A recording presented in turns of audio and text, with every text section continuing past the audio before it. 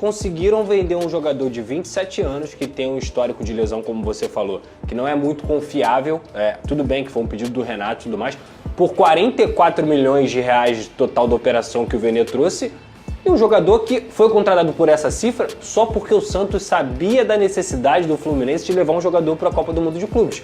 Porque a gente tem o Canóbio voltando ainda, um Keno que também convive com alguns problemas, o Serna estava jogando improvisado, e aí você contrata o Soteldo esse cara vai me dar uma resposta imediata. Deve começar com o Serna amanhã. O Renato já conhece esse cara. Então, vamos trazer esse cara para a ponta esquerda, porque ele tem 1 contra 1, ele é um jogador da seleção venezuelana. E, novamente, eu vou falar aqui nesse programa. Ninguém tá falando aqui que o Soteldo é ruim de bola, tá? O Soteldo é muito bom jogador. Só que ele vale 50 milhões de reais? Ele não vale. Então, o Santos se aproveitou do desespero do Fluminense, o Santos se aproveitou de um jogador que já não seria utilizado, porque a posição que ele até começou a temporada com o Pedro Caixinha era como meia. Só que o ponto esquerdo é Guilherme ou Neymar. Então, assim, Guilherme e Neymar, digamos assim. O Soteldo seria banco do Santos. Guilherme artilheiro lá. Independentemente de qualquer coisa. E o Fluminense, nessa, ainda tomou o golpe no sentido de foi pra Venezuela, voltou machucado, não vai utilizar, grau 2. Tá fora da primeira fase. O Fluminense não vai passar das oitavas. Eu acho que o Fluminense pode passar da fase de grupos. As oitavas, que você tem um confronto novamente com o europeu, acho muito difícil o Fluminense passar. Ou seja, o Soteldo não vai jogar a Copa do Mundo. Sentimento. Só que é o seguinte, o pior problema do São Paulo continua lá, que é essa direção incompetente, direção na parte financeira assustadora, tenebrosa. No ano passado, o São Paulo teve um déficit de 287 milhões. Coisinha. Essa turma continua lá. E tem hoje racha político lá. Tem a turma do... Já estão pensando na próxima eleição. É o Belmonte, diretor. Tem gente que não sabe se fica ou não.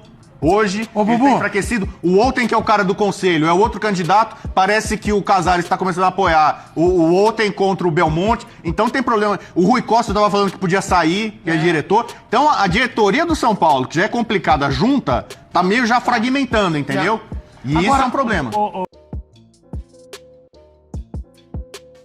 Sim, a gente achou que, como falei, dominou muito bem o jogo, tivemos paciência porque o time deles é um time que estava muito compacto na parte de trás, nós que jogamos nas meias tínhamos marcações pessoais, então a vezes dificultava um pouco para pegar na bola, mas quando a gente saiu dos espaços que eles nos marcavam, a gente fez a diferença, conseguimos chegar na área, fizemos os gols que foram o mais importantes. Para falar sobre o próximo jogo, é uma final, como foi hoje. A gente tem que encarar do mesmo jeito contra um rival que é respeitado a nível mundial, que tem grandes jogadores e bom, vai ser um grande jogo para nós também.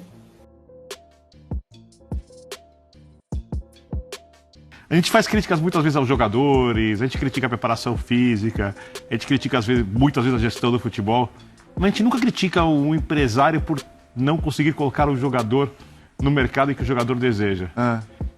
Eu acho que a questão do Arias, o empresário vai muito mal. Porque... E ele resolveu hoje, falou assim, eu vou dar um jeito nesse problema. Eu vou falar, porque se você for pensar os jogadores que atuam no Brasil nos últimos 3 anos, há 3 anos, fazer um recorte aqui razoável. O Hulk iria pra fora, mas ele tem uma idade mais que não vai. Quase 40 já. O Arrascaeta tem a questão física, né? Um jogador muito habilidoso, etc. O Pedro voltou, Gabigol caiu de ritmo, tecnicamente. Arias, talvez tenha sido o melhor jogador do Brasil, no mínimo em uma temporada dessas, talvez em 2. Ele joga em várias funções. Ele marca, joga muito sem bola, joga muito com bola, joga por ambos os lados, joga por dentro, fisicamente é privilegiado. Acabou de jogar. Eliminatória. Não foi um que ficou descansando, teve a data FIFA, não jogou eliminatória. O cara entra no jogo contra o Borussia Dortmund e voa. É impressionante que esse cara continua, pela sorte de quem vê o futebol brasileiro e Fluminense. É impressionante como esse cara continua no Brasil, porque ele é realmente um jogador em nível de bons times europeus.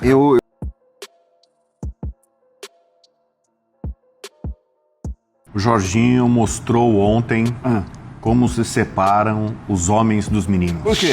O Jorginho chegou e a estreia dele não foi no Campeonato Carioca contra o Bangu, no Maracanã. Ele estreou nos Estados Unidos, num Mundial, numa Copa do Mundo, e parecia que ele já estava há 10 anos.